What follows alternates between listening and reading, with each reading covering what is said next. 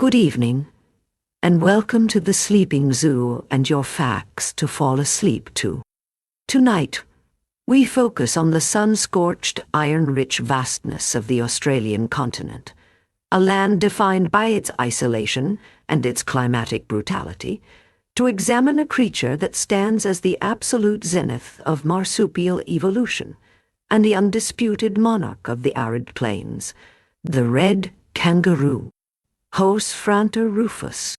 This magnificent beast is not merely a hopping oddity of the Antipodes, but a marvel of biomechanical engineering, a biological machine that has solved the problem of traversing immense, resource-poor distances with an energetic efficiency that defies the metabolic constraints of placental mammals. To understand the red kangaroo is to understand the history of the Australian landscape itself, a story of drying interiors, vanishing rainforests, and the rise of a specialized grazer that learned to treat the punishing heat not as an enemy, but as a variable to be managed through a suite of physiological adaptations so extreme they border on the miraculous. Our exploration begins by dissecting the very engine of its existence, the locomotive system that has allowed it to conquer a continent where walking is an energetic liability and speed is the currency of survival. The defining characteristic of Osphranter rufus is undoubtedly its method of saltatorial locomotion, a hopping gait that is unique among large mammals and represents a profound divergence from the quadrupedal norm. Unlike a horse or a dog, which consumes energy in a linear relationship with speed, the red kangaroo operates on a completely different metabolic curve because it functions essentially as a giant biological pogo stick. The secret lies in the colossal Achilles tendons and the specialized elastic structures of the hind legs, which act as massive energy storage devices. When the kangaroo lands, the tendon stretches under the immense load of the body, storing potential kinetic energy in its fibers. And as the animal pushes off for the next hop, that energy is released, effectively catapulting the animal forward with minimal muscular effort. This phenomenon, known as elastic recoil, allows the kangaroo to decouple its speed from its metabolic cost, meaning that once it reaches a cruising speed of roughly 20 to 25 kilometers per hour, it can increase its speed up to 40 or 50 kilometers per hour with virtually no increase in oxygen consumption. This is the ultimate adaptation for a nomadic lifestyle in a boom-and-bust environment, allowing the animal to travel dozens of kilometers in search of patchy rainfall and fresh grass without exhausting its fat reserves. Furthermore, this locomotion is mechanically linked to its respiration through a mechanism often described as a visceral piston. As the kangaroo leaves the ground, its heavy internal organs, the liver and stomach, sink within the body cavity, pulling the diaphragm down and drawing air into the lungs, and upon landing, the impact drives the viscera upward, forcing the air out. This passive, impact-driven breathing means the kangaroo does not need to expend extra energy to breathe harder while moving faster. The very act of hopping drives the lungs, a seamless integration of movement and metabolism that creates a perfect, self-sustaining cycle of endurance. To support this high-impact lifestyle, the skeletal structure of the red kangaroo has evolved into a form of robust specialization that sacrifices versatility for specialized power. The hind limbs are drastically elongated, with the fourth toe acting as the primary pivot point, armed with a heavy dagger-like claw that provides traction on the loose red sand and serves as a formidable weapon in defense. The forelimbs, by contrast, are relatively small and dexterous, used for manipulation, grooming, and in the case of males, intricate grappling during combat, but they play no part in high-speed locomotion. The tail is perhaps the most misunderstood appendage. It is not merely a counterweight, but a fully functional fifth limb.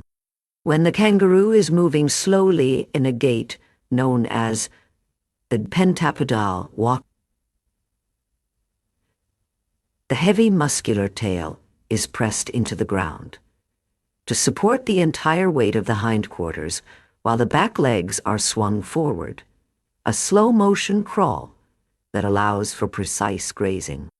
The tail is composed of massive vertebrae and dense muscle, capable of supporting the animal's substantial weight, which in a fully grown male, or boomer, can exceed 85 kilograms and stand nearly 2 meters tall. This sexual dimorphism is stark.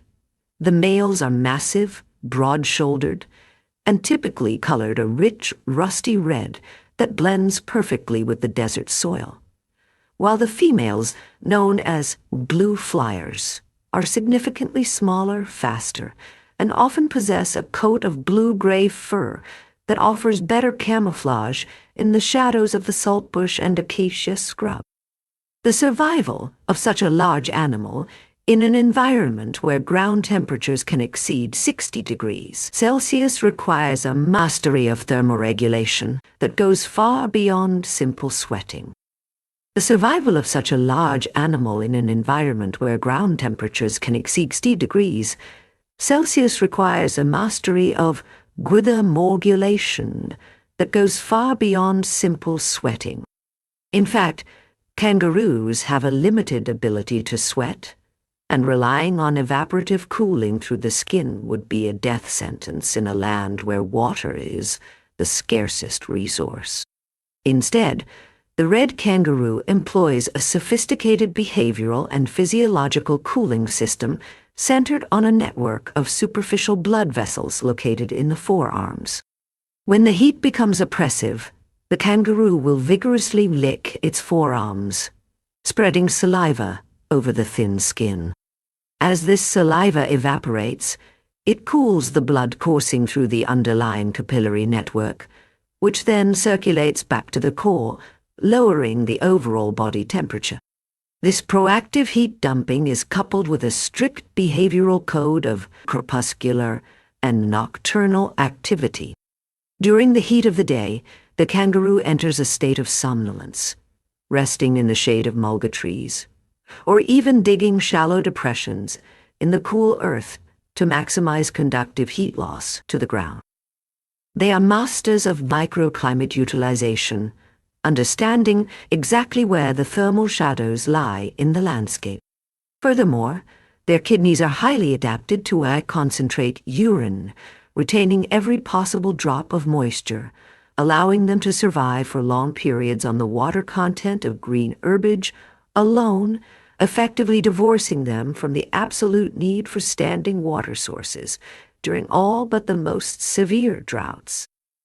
While their locomotion and thermal tolerance are impressive, the true biological genius of the red kangaroo lies in its reproductive physiology, a complex and highly flexible system designed to maximize population growth during good times and completely arrest it during bad times.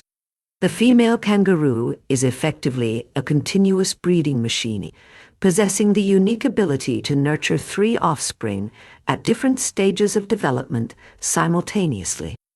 She may have an active, energetic joey at foot who has left the pouch but still returns to suckle, a tiny developing pouch, young attached to a teat inside, and, most remarkably, a fertilized egg in a state of suspended animation within her uterus, a phenomenon known as embryonic diapause.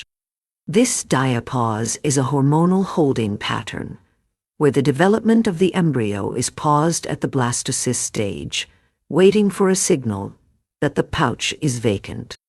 If the pouch young dies due to drought or predation, or simply matures and leaves, the hormonal suppression is lifted, and the dormant embryo immediately restarts development, ensuring that the female can replace a lost offspring without the need to find a male and mate again. This assembly line reproduction allows the kangaroo population to explode rapidly following the unpredictable rains of the outback, colonizing the green pick with a speed that outstrips almost any other large herbivore. The journey of the neonate kangaroo is one of the most perilous and extraordinary events in the animal kingdom, a testament to the evolutionary strategy of investing in an exterior pregnancy rather than an interior one. After a gestation period of only about 33 days, the young is born in an essentially embryonic state, a blind, hairless, bean-sized creature weighing less than a gram. Despite its fragility, it possesses well-developed forelimbs and a fierce instinct to survive. Immediately upon exiting the birth canal, this tiny gelatinous being must undertake a monumental climb up the mother's fur, navigating by scent and gravity to the opening of the pouch. The mother assists only by licking a path through her fur, but the climb is entirely the effort of the neonate. Once inside the warm, humid environment of the pouch, it latches onto one of 4 teats, which then swells in its mouth, effectively locking the baby in place for the next several months. As the joey grows, the mother's mammary glands perform a feat of biochemical wizardry, known as asynchronous lactation. She is capable of producing 2 completely different types of milk simultaneously from different teats: a high-carbohydrate, low-fat milk for the developing pouch young, and a high-fat, low-carbohydrate milk for the energetic joey at foot, tailoring the nutritional output to the specific developmental needs of each offspring. This pouch life offers a secure, climate-controlled nursery that travels with the mother, protecting the vulnerable young from the harsh desert elements and predators until it is robust enough to face the world. We must now place this physiological marvel into its broader ecological context, examining how the red kangaroo interacts with the flora and fauna of the arid zone. As a dedicated raiser, the red kangaroo plays a critical role in shaping the vegetation structure of the Australian interior. Its digestive system is adapted for processing high-fiber, low-protein grasses, utilizing a form of foregut fermentation that is functionally similar to ruminants like cows, but evolved independently. The kangaroo's stomach is a massive, complex, sacculated organ, where symbiotic bacteria break down the tough cellulose of spinifex and dry grasses, releasing volatile fatty acids that the kangaroo absorbs for energy. This digestive efficiency allows them to extract nutrition from poor-quality forage that would starve a placental herbivore of similar size. Their grazing pressure maintains the open structure of the grasslands, preventing the encroachment of woody shrubs and recycling nutrients back into the soil through their droppings. However, this dominance is not without its challenges. The primary natural predator of the red kangaroo is the dingo, the wild dog of Australia, which hunts in packs and is capable of running down and exhausting even a large boomer. The dynamic between dingo and kangaroo is an ancient evolutionary arms race. Kangaroos have evolved keen senses of hearing and smell to detect the dogs, and when cornered, they will retreat to water, standing chest deep to drown the attacking dogs, or back against a tree to unleash disemboweling kicks with their hind legs. The removal of dingoes from large parts of the sheep and cattle rangelands via the enormous high dingo fence has released the kangaroo from this predation pressure, leading to population booms that have created a complex ecological and political conflict. The social behavior of the red kangaroo is defined by a loose, flexible structure known as a kangaroo mob, a grouping that can range from a few individuals to aggregations of hundreds during times of abundance. Unlike the rigid hierarchies of wolves or lions, the kangaroo mob is a fission-fusion society, where individuals join and leave the group freely based on the availability of resources. The social glue of the mob is subtle, driven largely by the interactions between males and females and the dominance hierarchies established among the males. The contest for dominance is settled through the iconic behavior of boxing, a ritualized combat that has become the global symbol of the species. When two males square off, they rise up on their hind legs, grappling with their forearms, attempting to push the opponent off balance. The true power, however, is delivered when a male leans back on his muscular tail, using it as a tripod to support his entire weight, and lashes out with both hind legs simultaneously, driving the claws into the opponent's belly.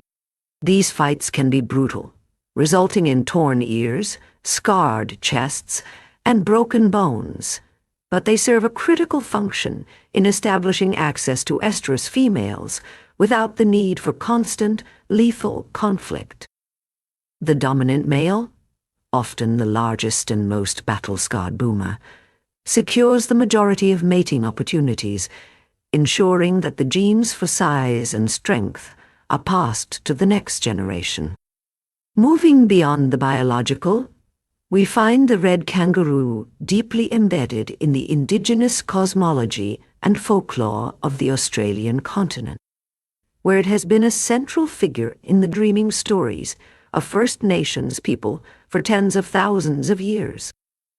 In many Aboriginal cultures, the kangaroo is a powerful totemic ancestor, a creator spirit who helped shape the land during the dream time. Stories tell of the great kangaroo who traveled across the country, his bounding gait creating the depressions that became waterholes, and his tail carving out the riverbeds. He is often associated with rain and water, a logical connection given the animal's ability to predict and travel to rainfall. There are complex eye-song lines, ancient navigational tracks encoded in song and dance that follow the path of the ancestral kangaroo across vast distances, serving as both a spiritual map and a practical guide to survival in the desert. The kangaroo was also a vital resource, providing meat for sustenance, skin for cloaks and water bags, and bone for tools and weapons. The hunting of the kangaroo was governed by strict traditional laws and taboos that ensured the sustainability of the population, a system of resource management that predates modern conservation science by millennia. The respect for the animal is woven into the very language and art of the continent, with rock art galleries dating back countless generations depicting the kangaroo in X-ray style, honoring its internal life force. In the modern era, the red kangaroo has transcended its biological reality to become a ubiquitous icon of popular culture and national identity.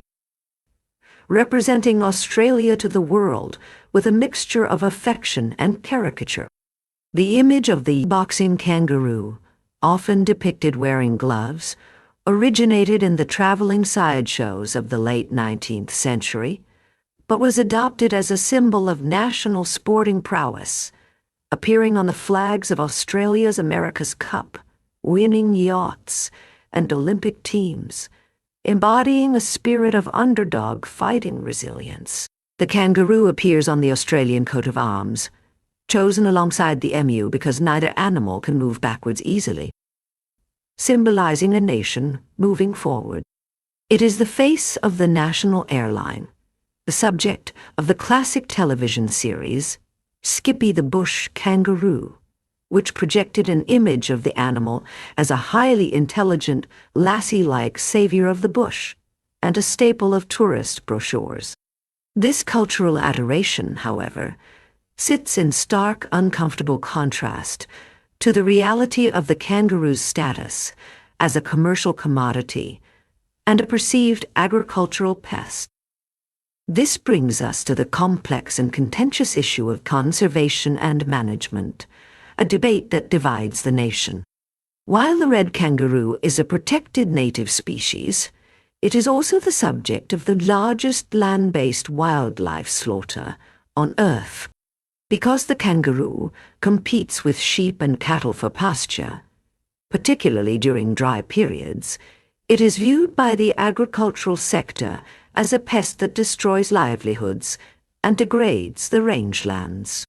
Consequently, a government-sanctioned commercial harvest operates across most states, where millions of kangaroos are shot annually for their meat and leather. Proponents argue that this is a sustainable use of a superabundant native resource, producing high-protein, low-fat meat that is far more environmentally friendly than methane-producing cattle, and that the population numbers, often estimated in the tens of millions, require control to prevent mass starvation during droughts. Opponents, however, view the industry as cruel and unnecessary, citing the intrinsic value of the animal, the disruption of social structures within the mobs, and the questionable ethics of shooting females with dependent young. This conflict is further complicated by the impact of climate change, which threatens to intensify the boom and bust cycles of the arid zone. As droughts become hotter and longer, the kangaroo populations may face catastrophic crashes that they cannot recover from, challenging the assumption that they are an infinitely resilient resource. The relationship between the red kangaroo and the human world is further strained by the encroachment of urbanization and infrastructure. As cities expand and highways cut through the outback, the kangaroo faces the modern predator of the automobile. Collisions with kangaroos are the leading cause of animal-related vehicle accidents in Australia, prompting the ubiquity of heavy metal bull bars on rural vehicles, a grim technological adaptation to the presence of the ancient hopper. The fragmentation of habitat by fences also poses a lethal threat. Kangaroos, evolved to travel hundreds of kilometers, often become entangled in barbed wire or trapped against fence lines during migrations, dying of thirst and exposure in sight of the land they need to reach. Yet, despite these pressures, Osphranter rufus persists. It has adapted to the cattle troughs that provide artificial water points, allowing it to expand its range further into the arid interior than ever before, turning the tools of human agriculture to its own advantage. We must also consider the ecological nuances of their diet in greater detail to understand their resilience. The red kangaroo is a highly selective feeder when conditions allow, preferring green, short grasses, which are higher in nitrogen. However, their ability to switch to echinopods, alt bushes and blue bushes, during drought is what separates them from other macropods. These plants are high in electrolytes and oxalates, which would cause kidney failure in many other species, but the kangaroo's renal system handles the load with ease. This dietary plasticity is matched by their dental progression. Unlike many mammals whose teeth wear down, kangaroos possess a form of mesial drift, where worn teeth move forward and fall out, to be replaced by new teeth erupting from the back of the jaw. This ensures that a kangaroo in its later years still retains the grinding surfaces necessary to process tough, abrasive vegetation, extending its lifespan and reproductive potential well into its second decade. A critical adaptation for an animal that may need to wait years for a good season to breed. The scientific study of the kangaroo has also yielded insights into medical and biomechanical engineering. The unique properties of the kangaroo's cartilage, which seems impervious to the wear and tear that causes osteoarthritis in humans despite the massive impact forces of hopping, is a subject of intense research for potential treatments for human joint disease. Similarly, the efficiency of their tendon recoil is inspiring the design of bioprosthetic limbs and bio-inspired robotics, attempting to replicate the energy return systems that nature perfected millions of years ago. The kangaroo is not just a subject of ecology. It is a blueprint for efficient movement that engineers are still trying to decode. In the final analysis, the red kangaroo stands as a creature of paradoxes, a beloved national icon that is shot by the millions, a symbol of the wilderness that thrives on the margins of pastoral land, and a biological anomaly that has outlasted the megafauna extinctions to become the dominant large mammal of the continent. Its life is a testament to the power of specialization, a demonstration that in the harshest environments, the middle ground is a killing field, and survival belongs to the extreme. From the microscopic pause of the diapause embryo to the thunderous impact of the boomer's kick, every aspect of Osphranter rufus is tuned to the rhythm of the red center, a rhythm of drought, fire, and flood. It is the red giant of the south, a bounding defiance of the desert. And as long as the saltbush grows and the sun beats down on the ochre earth, the red kangaroo will remain the master of the great Australian silence. We have traveled from the mechanics of the hop to the politics of the cull, constructing a comprehensive portrait of a species that is far more complex than its caricature suggests. The red kangaroo is not merely a hopper. It is a survivor, a warrior, and a biological masterpiece that commands our respect, not just for its image, but for the sheer, undeniable genius of its design. Thank you.